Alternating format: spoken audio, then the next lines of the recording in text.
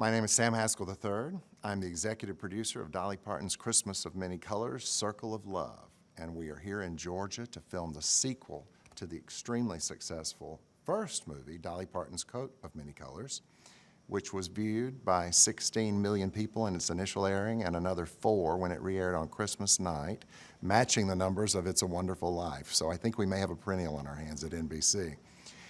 But the thing about this movie is that not only did it showcase the story of Dolly Parton, but it showcased the state of Georgia beautifully.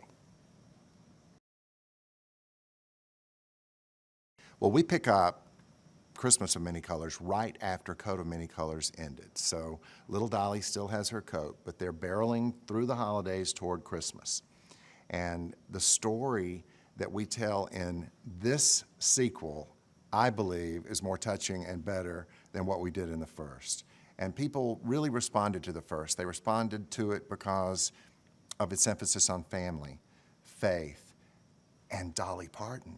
I mean, Dolly Parton is an American icon, and when she came to me and decided that she wanted to tell some of her stories that were based on her songs, you know, we decided that Coat of Many Colors had to be the first one, and we went and met with Robert Greenblatt, and Quinn Taylor, and Jen Salke at NBC, and we pitched out our concept to do TV movies, which weren't being done as much on the major networks, to do TV movies based on the stories and songs of Dolly Parton, and they bought it in the room with the contingency that Coat of Many Colors be the first.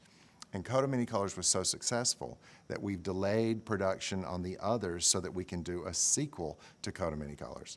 We've gotten thousands of letters from people who've been touched by what we've done, and Georgia, the state of Georgia, and the fact that our locations are here in Conyers and Covington make this an incredible place to do a movie that took place in the holidays of 1955.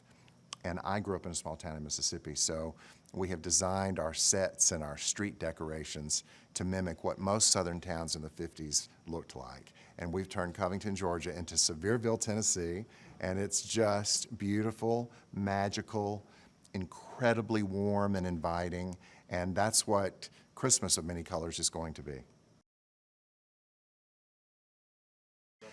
Well, because our story picks up right after Coat of Many Colors ended, we needed to come back to the same locations. And the people of Georgia and the Film Commission here have been so incredible in welcoming us and making things available to us that it just made absolute sense to replicate everything we had in the first in terms of the school, the Parton cabin and barn, and the church. So we're back because we picked up just 2 weeks after the first one ended, and we needed the same locations.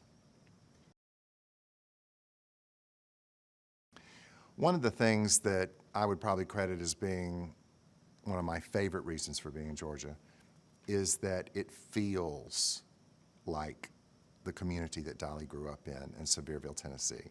I have been there with Dolly. I have seen what Sevierville looks like. And the city of Covington is being doubled as Sevierville, and we're not having to do very much in terms of changes to make it look like Sevierville. We've put up some signs, Sevierville Hardware or the Mercantile. We're putting in everything that Sevierville could have been, and it's just a really easy job because Covington is so like it. But most small southern towns are like that, with the town square and the businesses all around and the side streets with the bakeries and the hardware stores and the mercantiles. It's just like coming home. And when I think of what we want to offer our audience in terms of Christmas of Many Colors, the sequel to Coat of Many Colors, is an open-armed welcome into the life of Dolly Parton and into these beautiful locations in Georgia, which have made our movies come to life.